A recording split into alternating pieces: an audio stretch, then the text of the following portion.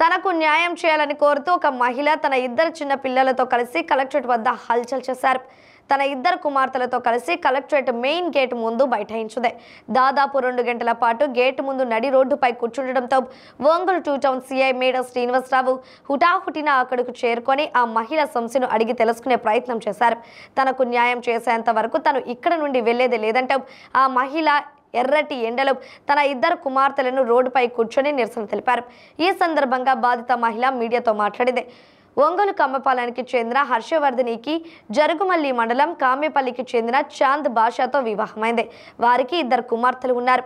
అయితే చాంద్ బాషా మరొక మహిళతో అక్రమ సంబంధం పెట్టుకొని హర్షవర్ధనిని ఇబ్బంది పెట్టడంతో తనకు న్యాయం చేయాలంటూ కోర్టును ఆశ్రయించారు. కందుకూరు కోర్టు కొంత పరిహారం ఇప్పించింది. అయితే కొన్ని ప్రైవేట్ ఫైనాన్స్లో చాంద్ బాషా తీసుకున్న రుణాలు తాను చెల్లించాలంటూ నోటీసులు పంపించడం ఇబ్బందులకు గురి చేస్తుండటంతో హర్షవర్ధని తన 2 కుమార్తెలతో కలెక్టరేట్ గేటు ముందు బైఠాయించింది. ఒంగోలు 2 టౌన్ సిఐ మేడ శ్రీనివాసరావు ఆ మహిళతో మాట్లాడి నిరసన విరమింపచేసేందుకు ప్రయత్నించారు. మహిళ పోలీసులు ఆమెకు సర్ది చెప్పి న్యాయం జరిగేలా చేస్తామని చెప్పి అక్కడ నుండి లేపి నిమ్మరసం నీళ్లు ఇప్పించి ఇంటికి పంపించారు.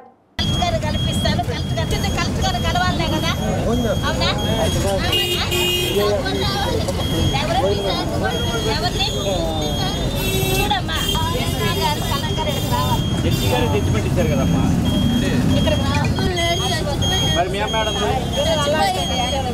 మీ అక్కయ్య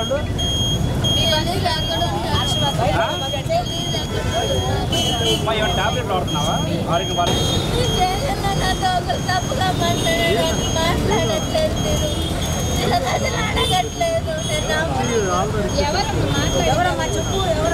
మా ఇంది కామెపల్లి సార్. నేను ఒంగోలులోనే ఉంటున్నాను. ఒంగోలు కమ్మపాలెంలో ఉంటాను సార్. 2023లో మమ్మల్ని వదిలేసి వేరే ఊర్లో ఒక అమ్మాయితో ఉంటున్నాడు, మా అమ్మతో కూడా ఉంటున్నాడు అని చెప్పి తెలిసింది సార్. ఇంకా ఆమెతో ఉంటే మాకు ఇస్తానని చెప్పి ఇవ్వకుండా మా లోన్లు తీసుకొని మమ్మల్ని ఎట్లా పడితే అట్లాగా బతకనీయకుండా చేయడం, తాగి ఎట్లా పడితే అట్లా మనం హింసిస్తూ ఉన్నాడు. అప్పటి నుంచి నేను పోలీస్ స్టేషన్ చుట్టూ తిరుగుతూనే ఉన్నా.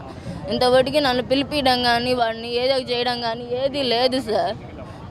2 టౌన్ స్టేషన్కి చాలా సార్లు పెట్టారు సార్. పోయినసారి స్పందనలో కూడా 2 టౌన్ పోలీస్ స్టేషన్లో పెట్టారు సార్. అక్కడికి వెళ్తే కానిస్టేబుల్ తప్పుగా మాట్లాడాడు సార్. పోయినసారి స్పందన నుంచి వచ్చింది సార్.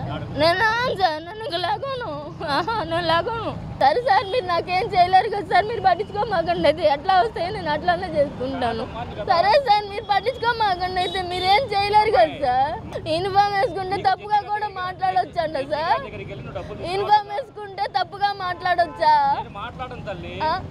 మరి మీ స్టేషన్ లో వల్ల తప్పుగా మాట్లాడుతుంటే మీరేం చేస్తారు సార్? మీరు చెప్పండి. 43,000 సార్, మళ్ళీ 50 అని ఆవిడ చెప్పి ఎవరు చెప్తానే ఉన్నాను కదా. బర్నా అబ్బాయి ఇస్తానన్నదే సార్. 1,00,000 రూపాయలు డబ్బులు ఇస్తానని ఒప్పుకున్నాడు. పిల్లలిద్దరికి 10 ఎకరా పొలం రాస్తా అన్నాడు. 13 సార్లు బంగారం ఇస్తానని ఒప్పుకున్నాడు.